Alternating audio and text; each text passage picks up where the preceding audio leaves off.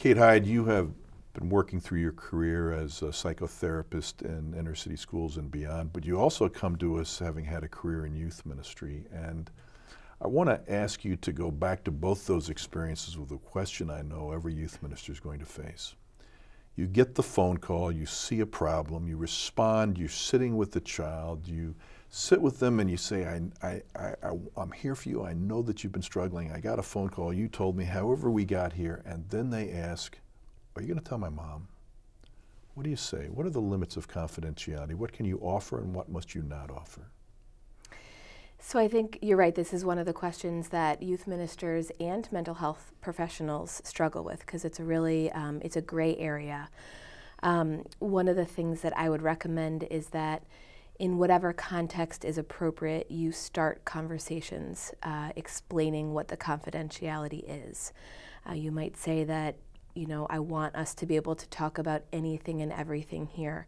And I want you to know that this is between us. This conversation we're having, what you share with me, is confidential, except if I'm worried about your safety. And be very transparent about that from the beginning. Explain to them what that would look like. If you tell me something that makes me concerned about your safety, these are some of the things I might do. We might talk to your parents. I might ask you more questions, and we might have to involve other people in order to keep you safe. And really genuinely expressing your love and concern for them, and that the reason that you might have to break that confidentiality is because you want to keep them safe because you love them. And understand that that might be hard. I always say with youth that I'm working with that I will never do anything behind their back, that they will never walk out my door and then have me make a phone call.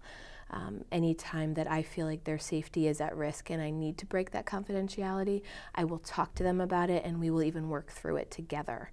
And that generally gives kids peace of mind, and I haven't found that it prevents them from sharing. They still need to talk about whatever it is that they are suffering with. And most often they want help and they don't know how to get it.